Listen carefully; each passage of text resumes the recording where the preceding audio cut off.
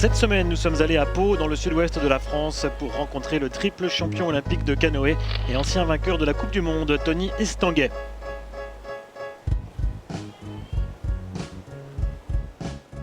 Nous l'avons rencontré dans son club historique, le club universitaire palois Pyrénées-Eaux-Vives, où tout a commencé pour lui.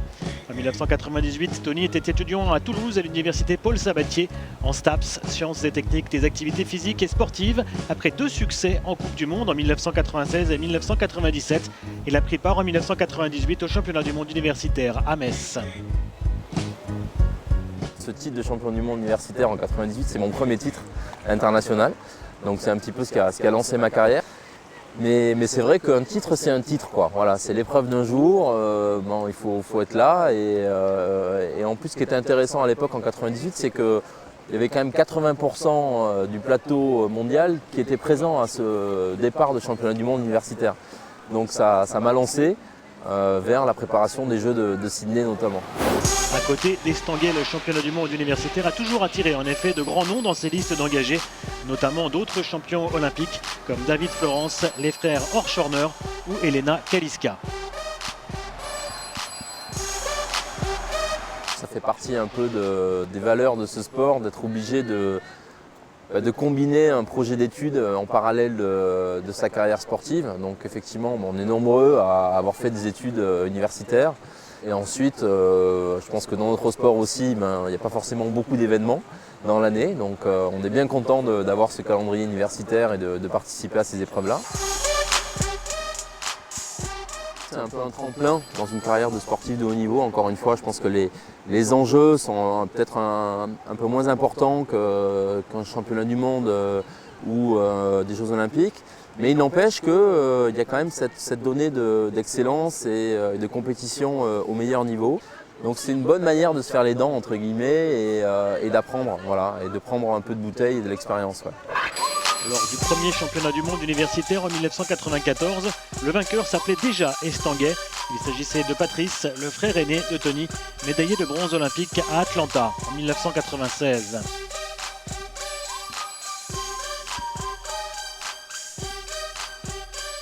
C'est une histoire de famille une fois de plus dans ce sport. C'est assez marrant parce qu'on a gagné les 2 premières éditions donc, de ces championnats du monde universitaires. Patrice, c'est vrai que c'est un peu un exemple de ce point de vue-là parce qu'il a un peu essuyé les plâtres dans la famille. Hein. C'est lui le premier qui a dû combiner justement un projet sportif et un projet universitaire. C'est lui le premier qui a gagné une médaille olympique aux Jeux olympiques d'Atlanta. Et donc moi, derrière, 5 ans plus jeune, j'ai suivi un peu son parcours, quoi. Tony est l'exemple parfait pour montrer à quel point le réseau universitaire peut conduire jusqu'aux médailles d'or olympiques. Je suis licencié dans un club universitaire depuis le début de ma carrière. Moi, quand j'ai commencé, on devait être une trentaine ou 40 dans ce club. Aujourd'hui, il y a 250 licenciés. Je pense que c'est bien, en tous les cas, effectivement, de reconnaître l'utilité et le mérite du sport universitaire, de ces structures universitaires qui essaient, au-delà de l'excellence et au-delà de la compétition, de prôner aussi un certain équilibre, des valeurs, quoi, un peu d'intégration à travers le sport. Tony Estanguet a remporté la médaille d'or à Sydney en 2000, à Athènes en 2004 et enfin à Londres en 2012.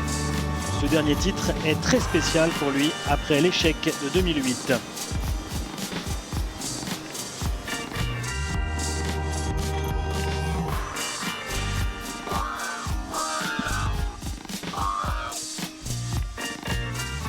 À Londres, c'est vrai qu'il résonne de manière très forte dans ma carrière parce que c'est un peu l'aboutissement effectivement d'une belle histoire. Après 4 ans de lutte pour revenir au meilleur niveau et l'échec de Pékin notamment qui a laissé des traces, on a l'impression d'être un peu dans un scénario de film, quoi, avec du suspense jusqu'au bout, des sélections difficiles et finalement voilà, une finale en apothéose à Londres. Donc ça reste un moment vraiment très très fort dans ma carrière.